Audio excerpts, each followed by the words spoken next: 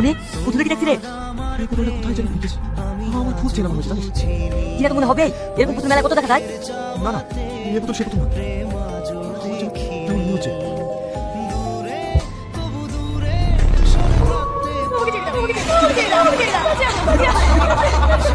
দিকে দিকে দিকে যেতে পারছে।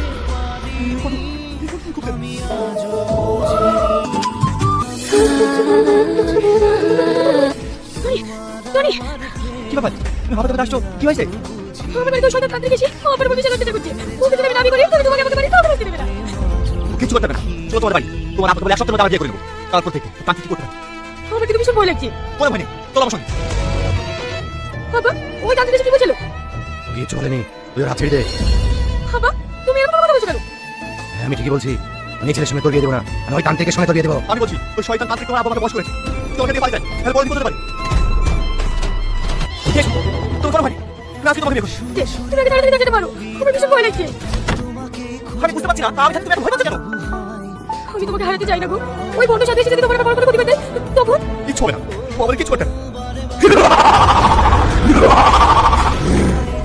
যাস না, আমি তোকে কিছু বার করবো। এই শয়তান, ও এক পর আসবে চেষ্টা করবি না, হলে না। কি বলি বলি বল বল, তুই না তুই আমাকে করতে পারবি না। এই শয়তান, তুই একটা কথা জেনে রেখে আমি মরে যাবো, তা আমাকে বিয়ে করবো না। তুই কামড় দিতে যাবে না, কিছু না। নিজে থাকা আমার সালটা আমার কাছে কোনোদিন আঘাত করতে পারবি না।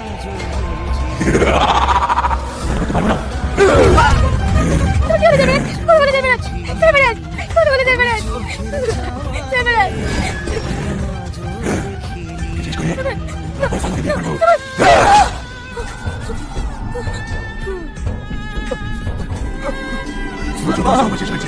তোকে আমি শেষ করে দেবো।